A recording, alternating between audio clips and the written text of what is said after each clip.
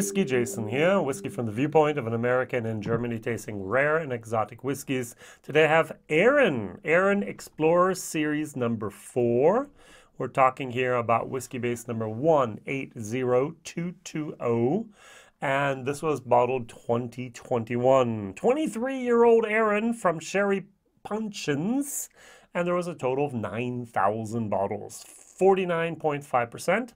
It's very interesting, the price. If I go to Whiskybase, I can go from anywhere from 140 pounds all the way up to 200 euros and more.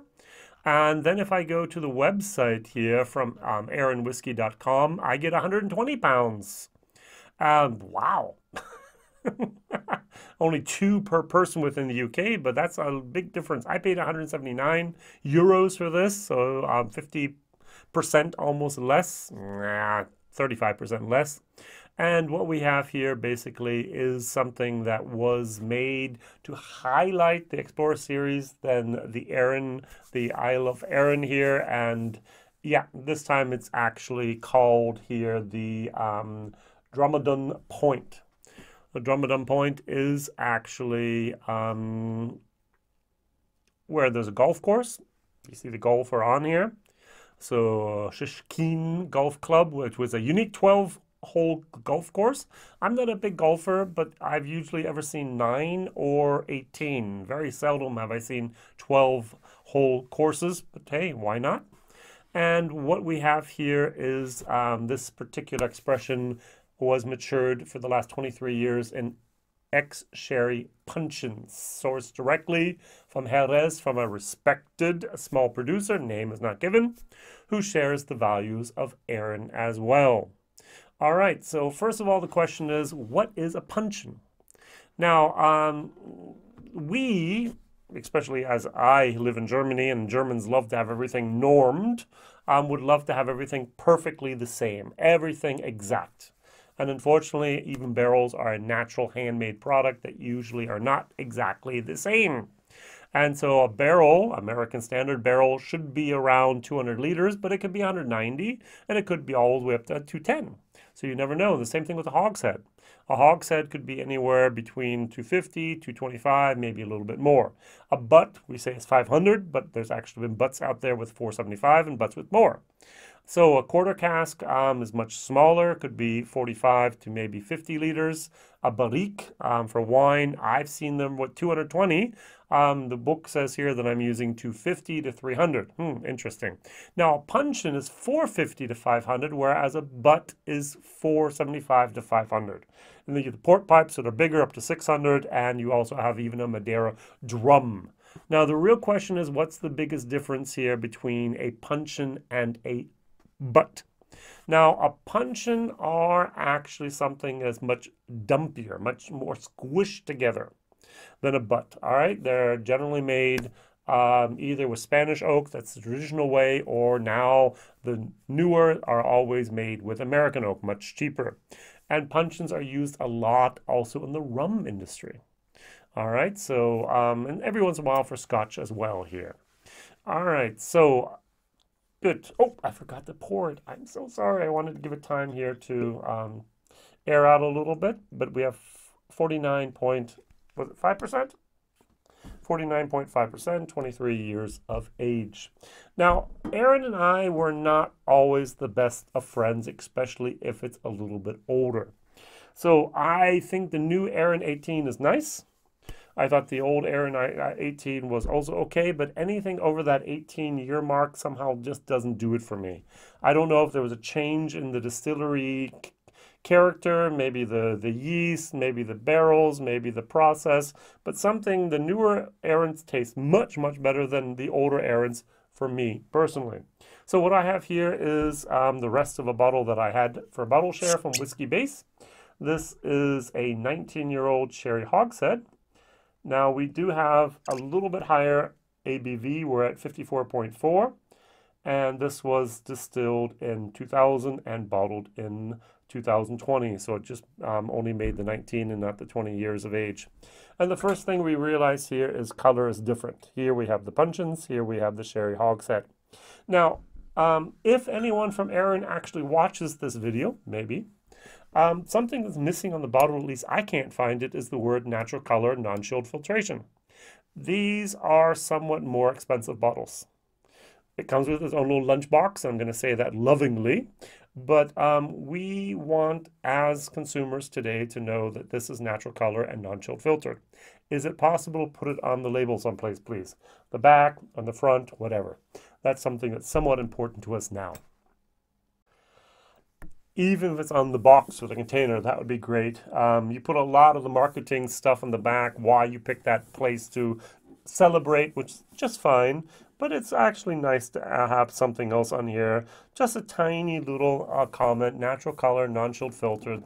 That's what we want. So in the nice little lunchbox, you have foam, which is okay. It has hinges. It works out just fine. The bottle is safe. I actually pulled out, and that was something for me also that was interesting. I looked at the bottle and was like, I've seen this bottle before. I pulled out a Woodford Reserve. The Woodford Reserve looks almost, but not identical. The neck is much, much longer, but it had a certain feeling, has a certain weight. It has a high class of a feel to it, especially with that big, thick glass bottom here. Very round, very elegant. Well done there. I'm sure this would have been an excellent travel retail expression as well, even though it's not 1 liter. But hey, as we know, travel retail almost died there. Now on the nose, I do get something a little mineralic, a lot of minerals.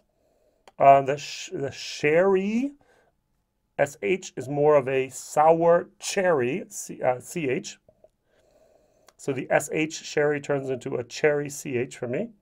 Almost red currants. Now there are some official tasting notes which I found, let's say, interesting. On the nose, a burst of sweet apple with an underlying maltiness, a classic expression of well-aged Arran. The sweet notes linger and are enriched by baked pastries and a dusting of icy sugar. Think apple strudel. Rich and nutty in the background, bringing to life the influence of the casks used. So all of these words I would not have used. I do not get an apple moment. I don't get baked pastries. I definitely don't get the icing here, the Apfelstrudel.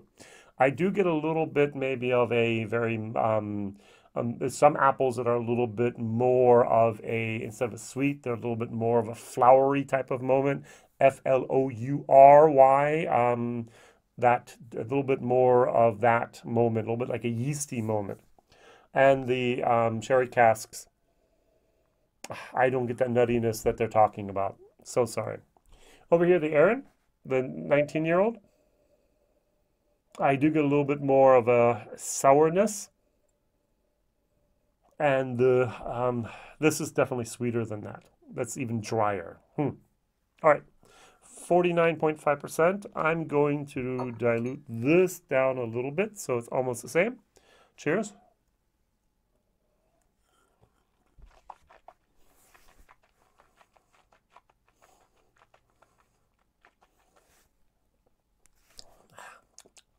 Very mineral, heavy.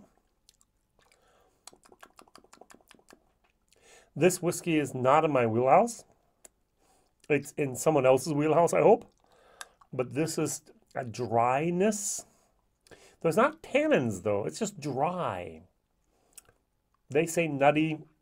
I'm not really sure. So the palate says an initial wave of sweetness followed by spice apple, cocoa powder, and star anise. Anise. Don't get that either. It's no ouzo. Flavors of dark chocolate and raisins also start to develop. I've had whiskeys that have dark chocolate and raisins, not here, creating a beautiful balance between Arran's signature style and sherry cask maturation. Apparently, I do not understand the Arran's signature style. Now, the newer bottles, the Bothy and the other ones here, the cask strength and the bourbon matured and so on, I like much better than this. I'm just not getting it. I'm sorry. It's not what I'd be willing to pay 190, 170, even 150 euros. I do not get the age either. Now, I was told that way back when Arran first started, they did not have a lot of money for good casks. Apparently, they had a little bit of money for some interesting casks. Now, what I did is I bought, then here are series 1, 2, 3, and 4. I have one box stored away of each of these. And what I'm going to do is either I'm going to do, probably what's going to happen the most, is I'm going to do a tasting, blind tasting or tasting with all of the sets, and then just make a couple people happy with that. And or what I might just do is instead just sell the set. So my question of the day is, what set of whiskeys would you recommend actually collecting today that might be worth more completed as a set in the future? Pandera has something called the Icons of Wales. I think there's 32 bottles that they're going to do. I'm going to be retired and maybe dead by the time all those bottles come out. Who knows? But what other thing can you recommend?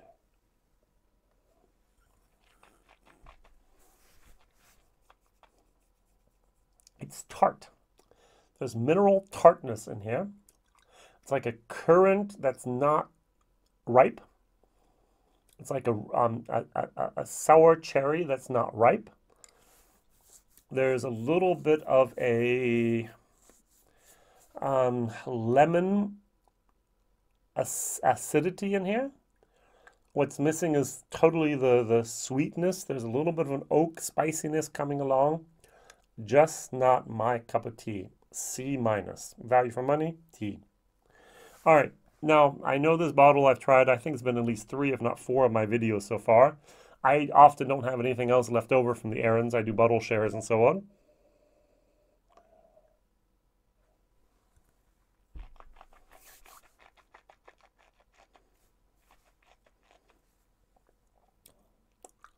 That has more of a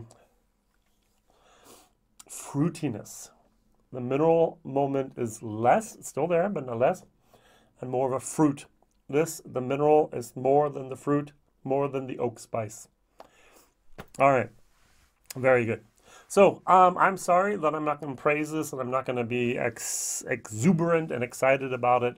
I'm sure there's other people out there that love this type of whiskey and are more than willing to put $200 on the table and say, give me that 23-year-old Arran. That's going to be the best whiskey ever. And I, as someone who's tried a lot of rare and exotic and old stuff, just kind of say, in this case, not my wheelhouse. Sorry. All right. Thank you very much. Like, subscribe, tell others. And yeah, see you soon. Whiskey Jason here. Bye-bye.